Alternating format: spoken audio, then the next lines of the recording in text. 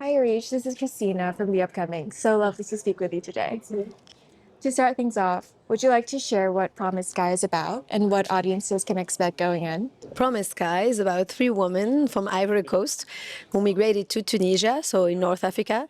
And one of them has built a church and she's welcoming other women, students, and a businesswoman, let's say, a little businesswoman, and a little child. And together they kind of form a family, even though they are not from the same family.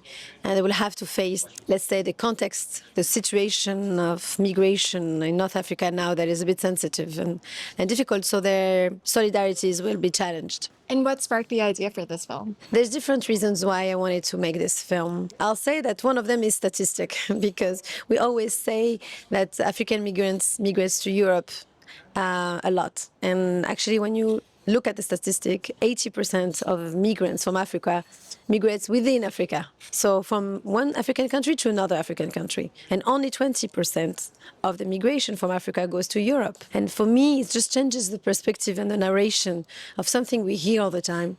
And that was kind of the beginning. And then the second reason is that I had a coffee with a friend, a journalist from Ivory Coast. And we were talking, and I asked her, how do you make a living in Tunisia? By working as a journalist for a radio station. And she told me I have a second job. Of course, I mean, I've imagined everything but a priest. She told me I'm a priest. And that's my second job. And I have a church. And wow, I was just so, I don't know, just fascinated by her and her path and how this is how we start to write the film. And what was the casting process like for your characters? For the actresses playing Marie, Nani, Jolie, and Kenza, what exactly were you looking for in the actresses? Usually, I do the casting of my characters myself. It's very important for me. Mary is a very famous actress, Aïssa Maiga, in France, and I loved her already before. And I was looking for someone to be an evangelical priest, a woman. You need to have charisma. And I was looking for someone who has charisma and who is kind of engaged, because in the film she has to build a community. So she needs to be very strong for that.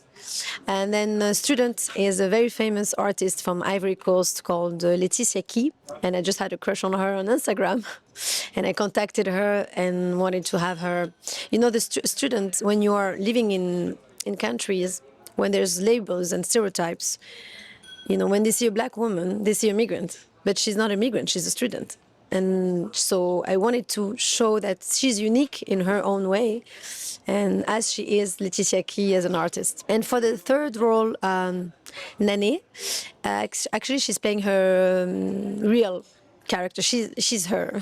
It's her. I had a crush on her in Tunisia by doing auditions, and she's really touched me, and that's why I chose her. And then Kenza, it's a little girl I've met in a church in Tunisia while I was with my friend. Yes, so that's my characters. They all have something very specific that I wish I have in myself too, I think.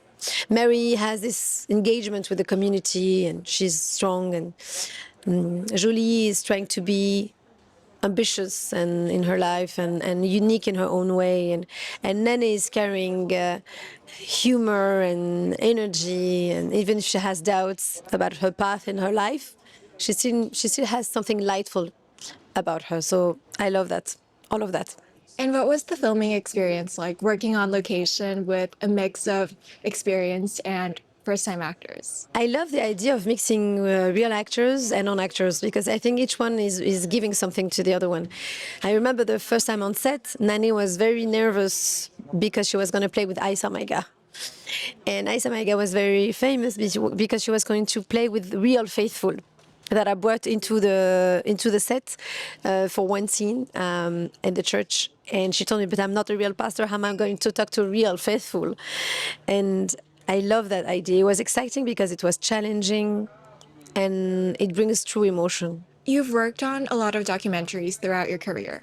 Did this impact the way you approach the film, which is fiction but based on a lot of real issues and facts? First of all, I love documentaries. I think it's strongest film also most of the time are documentaries, most of the time. But what fiction brings is freedom of, you know, bringing magic or poetry or making things more intense. or less intense. It depends on what you want. And I love this hybrid kind of work, which is in between.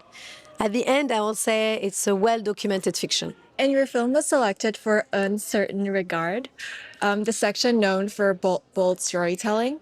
What risks or bold choices did you choose to make as a director with Promise Sky? I say what is specific into this film. First of all, I think we talk a lot about migrants, and it's mostly male characters. So I thought it was interesting to talk about migration through a woman character. Second of all, it's a Tunisian film, but Tunisians are secondary characters in the film. It's more about, I reversed the point of view. I think it's important. And the same, we always talk about migration into Europe, and I think it was really interesting to talk about it within Africa, in the African continent, and to interrogate the African identity of Tunisia. In what specific ways do you hope this film adds to the dialogue surrounding migration? I mean, migration is universal. It's universal. It's universal. It's contemporary. It's something we are talking about a lot in every culture, in every country, and just open your eyes a bit, see things differently. It's not just about the others all the time, because it's a mirror of yourself. So there's something, I think, in the film that hopefully will open some eyes and think about empathy for others. You know, in the world we're living in now, I said it yesterday at the premiere in Cannes, I really hope that this kind of films, not just my films, but other films here in Cannes and in other places, bring more empathy in the world, because this word, I think, is missing. And why do you think this film has arrived at the perfect time in 2025? I think it's the right time in a way, because we are making labels on, putting labels on people all the time when they are not like us.